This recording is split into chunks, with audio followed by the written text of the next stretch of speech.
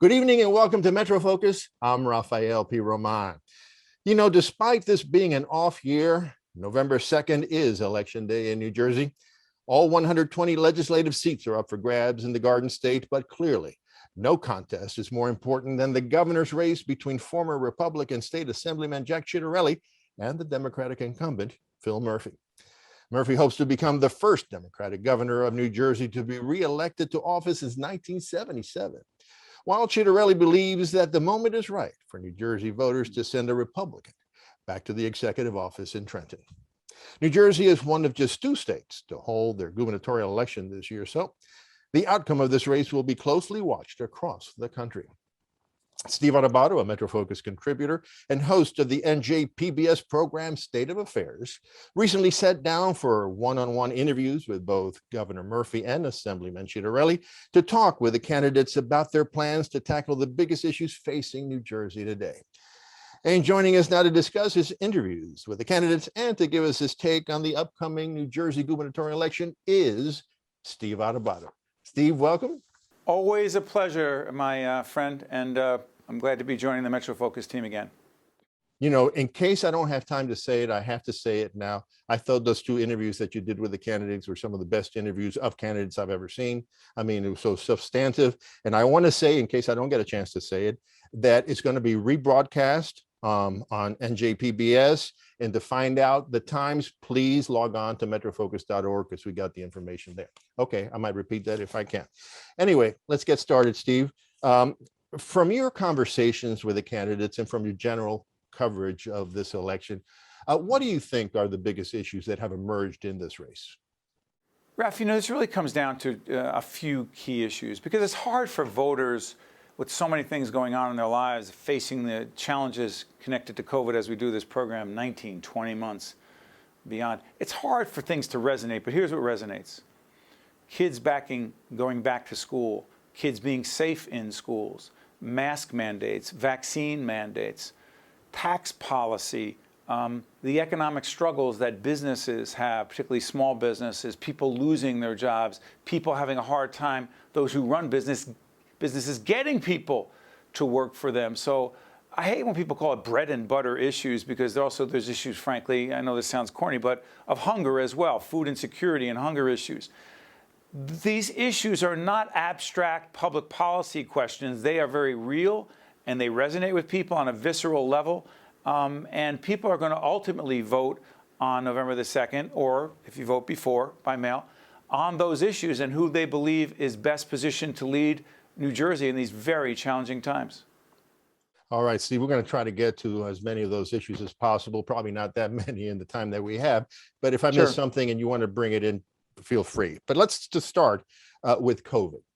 During the early months of the pandemic, Governor Murphy's popularity shot up because of the way that he led during this crisis. But it seems to me, particularly after I saw your interview with him, that one of his vulnerabilities in this race is his decision to return nursing home residents who had been hospitalized with COVID back to their homes in the nursing homes. As a result, it may have happened that almost 8,000 of those nursing home residents died. You asked him if he had any regrets about his decision to return these nursing home residents back to their homes. How did he respond? Well, the governor was also asked the same question on the NJPBS interview, the NJPBS debate, and his answer wasn't very different. But one-on-one, when you're with him, you get to press him a little harder. And Raf, I've actually tried to ask the governor this question, and again, I can't even comprehend as a student of leadership how incredibly challenging it's been for the governor and those who lead the state to make very tough decisions. But I asked them very simply, Raf, when you sent those patients who had COVID coming from nursing homes back into the nursing homes, and so many people died, should you have made sure that in those nursing homes people were separated, that there was the necessary PPE, that frankly people weren't at risk? And he kept repeating, and he did in the interview, Raf, The nursing homes were responsible. The nursing homes needed to take the responsibility. They told us that that's what they were going to do. And I said, but Governor, isn't it the role of state government to monitor, to regulate them? And he just, again, I don't know what I would have done. You don't know what you would have done. But he said no regrets. He did the same thing that Governor Cuomo did, except for this, and you know this very well on MetroFocus. You've covered it many times. Governor Cuomo, the difference was they undercounted the number of people who died in nursing homes, but for the exact same decision that was made to send people back into those nursing homes. The governor doesn't seem to have any regrets about that. He believes he did the best he could do. The voters are going to have to decide, and Jack Ciattarelli is hitting him really hard on that.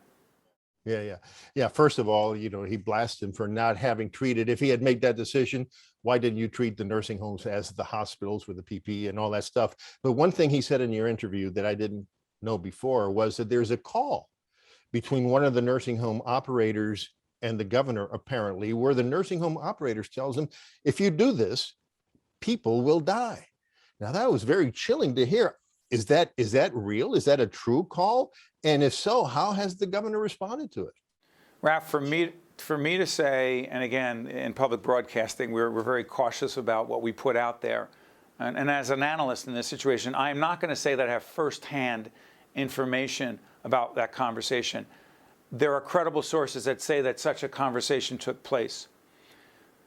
The governor says he had no idea that what happened would have happened or could have happened, that all those people died. The sources tell me that the nursing home operator told him, we can't handle this. We can't do what you expect us to do. The governor says that he was assured that that could happen. I don't know what the truth is, Raf, and I'm not going to speculate beyond that. All right, so we'll move on. The other, as you mentioned, the other criticism that Ciattarelli and other critics of the governor have about his handling of COVID is that a third of New Jersey businesses, almost all small businesses, went out of business. Now, Ciattarelli blames the governor for that. And on top of that, Ciattarelli says that the governor's policies were inconsistent. And in your interview, he gave the example, a hypothetical example of a jewelry store on Main Street that was closed down, while in Costco, jewelries could still be sold. A mom and pop bicycle store that had to shut down, while in Walmart, bikes could be sold. Is this resonating with the voters? I with all due respect to Jack Ciattarelli, and I know we're going to talk about him and the challenges he has, but it is the easiest thing, whether you call it Monday morning quarterback or Friday afternoon quarterback, whatever it is, to say the governor did this and these businesses closed down. The governor was trying to find a way, and I'm not here to defend the governor, but I've got to believe he was trying to find a balance, Raf, between keeping the economy moving in New Jersey, helping these small businesses, but also public health. And if public health and the so-called science, if you will, dictated that certain measures had to be taken and certain places were closed down, that's what he did. Yes, there were inconsistencies. Yes, it was confusing at times why this and not that store, why this jewelry store but not in the Costco. That's legitimate. But when I pressed Ciattarelli, he did not say what he specifically and precisely would have done differently. All he says is that I would have been more consistent. But he doesn't tell you the decisions he would make. That's what I mean by Monday or morning quarterbacking. It's just like it didn't work out and I would have done it differently, but you can't tell me how. Yeah. Okay. Well, as I said in the beginning, the governor's popularity skyrocketed at the beginning of the pandemic. And New Jersey has done a number of very good things. The vaccination rates is higher than in most other parts of the country. That's right. Cases are down. What do New Jerseyans now think of the governor's performance during the pandemic? Do you have a sense? Sometimes I think, Raf, and you and I have had so many conversations over the years about politics and policy and about, how bifurcated we are. And what I really mean by that is this. Sometimes I think there's clearly more than one United States. We're separated, blue, red, etc. New Jersey's a blue state, but you ask people in the southern part of the state and the more rural parts of the state, and they'll tell you certain things about Governor Murphy. You ask people in urban communities, largely, they tell you something very different about, and suburban communities, affluent, better educated, will tell you something different. My point is this. New Jerseyans, it's going to be clear on November the 2nd how they ultimately feel about him. But you have a whole range of people who believe that Governor Murphy did enough of the right things, and enough other folks who say he's been a terrible governor. He's hurt the economy, hurt small business. You talk about the nursing home situation. But a lot of that is geographic and also, truthfully, how people felt about Donald Trump. It's connected to how they feel about Phil Murphy and Jack Ciattarelli. Yeah, and that brings me to the next question about Jack Ciattarelli. It seems to me, again, from looking at your interview and other sources, that his principal vulnerability, you can say with two words: Donald Trump. You know, on the one hand, he was very inconsistent about what he said about Donald Trump in 2015. He said that Donald Trump preyed on the weaknesses or the worst instincts of people, and that he wasn't fit to be a president, yet he voted for him in 2020 because he says he did a good job as a president. What's the take on that on the street? Again, which street? And I will say this, I'll give you my perspective. Being as objective and as analytical as possible, if I got to tell you, Jack Ciattarelli, as a member of the state legislature, always was a moderate, reasonable, quote-unquote, reasonable Republican. But I do believe that in the effort to win the Republican primary in New Jersey, when he thought he had a race, there was actually, I'm not going to go into the weeds, but there was another candidate who ultimately dropped out, a guy by the name of Doug Steinhardt, head of the Republican Party in the state. That's a Trump Republican. And Jack Ciattarelli thought he had a race against Steinhardt, and frankly, moved hard to the right, started supporting Donald Trump, and then Steinhardt drops out, and then Ciattarelli tries to move away from where he was. It doesn't wash. Jack Ciattarelli attended the Stop the Steal rally. He attended the rally. There were Confederate flags there. There were signs all over that said Stop the Steal. Yes, he didn't know that it was Stop the Steal, and he didn't see those flags. Sure. Hey, Raf, I don't know that I'm on television with you right now. I mean, again, I can't get inside the head and the heart of Jack Ciattarelli, but it doesn't pass the smell test. His name, his picture, his likeness was on the rally pamphlets, the paraphernalia, the marketing about it. They're talking about Stop the Steal at the rally. He doesn't know it's a Stop the Steal rally. It doesn't add up. And what I'm saying is, I think he's trying to run away from Donald Trump because New Jersey is a blue state, because the Republicans are very moderate, except for those in certain parts of the state. And you can't deny the fact that you said that Donald Trump wasn't fit to be president, then voted for him because he did a good job and you agree with him on the issues. But then January 6th happens, and what? And aside from January 6th, let's bring it back home. I mean, he says that the president did a good job for the nation, but he agreed with you when you asked him that the Gateway project, that pulling the plug on that was a bad thing for New Jersey. And he agreed that his support for the state and local tax cap on federal taxes was a bad idea. So those things, I guess, I mean, it's hard to get away from those. Hey, Raf, here's the problem that I see. And people, again, are going to decide for themselves on November the 2nd, or if you vote by mail before. So you're running for governor of New Jersey. Your primary job is to protect the interest of the 9 million citizens in the state.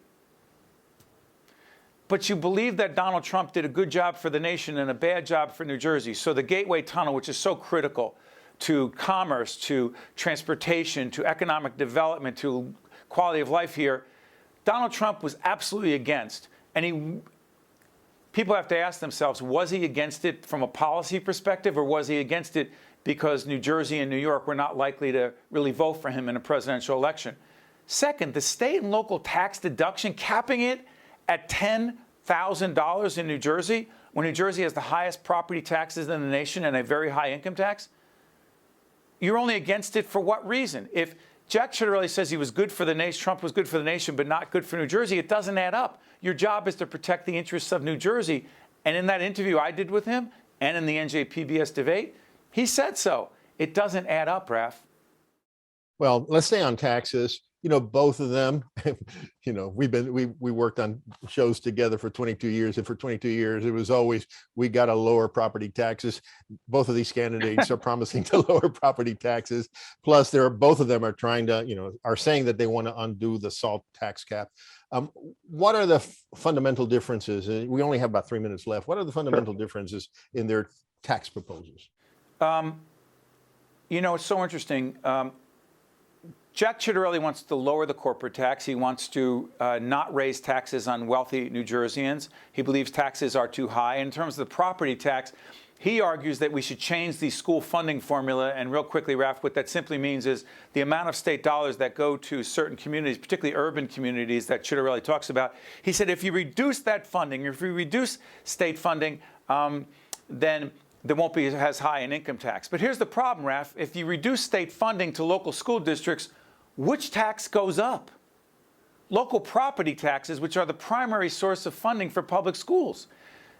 Governor Murphy argues, even though he said in a recent debate he was committed in a second term not to raise taxes, I actually don't see how that works, because the programs he supports are free county community college and a whole range of other, pre-K initiatives, universal pre-K, a whole range of other initiatives. Raf, you can't do that without raising taxes. I believe that Governor Murphy, whether he says it or not, believes that taxes should be raised on wealthier New Jerseyans again. The risk there, whether people agree or not, is that more and more wealthy New Jerseyans are moving to Florida at least 6 months and a day more, which means you don't pay income taxes in New Jersey because Florida has no income tax, as you well know.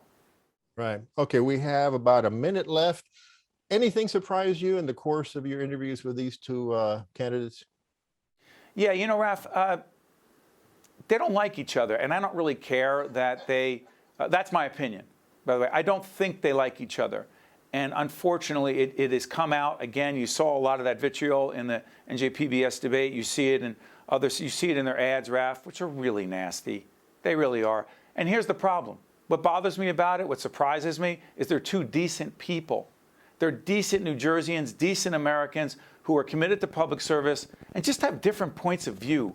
And the idea that they're demonizing each other in so many ways, maybe it isn't surprising. It's just disheartening, Raf, because it's a part of what you and I have been talking about for 2 decades plus that we need less of and more of just, hey, we disagree on the issue, but we respect each other's point of view. I'm not seeing enough of that in this governor's race, Raf. So in 25 seconds, a lot of people are expecting this election to be a harbinger of things to come in the midterm election. What do you think? I do think it is. And not just so much statewide, Raf. There are congressional races in New Jersey that are going to be played out in 2022. The vote for Ciattarelli and Murphy in those congressional races is going to have a lot to do with what happens in 2022. All right. We're going to have to end it there. Steve, thank you so much. It's been a pleasure to talk to you, as always. My honor, Raf.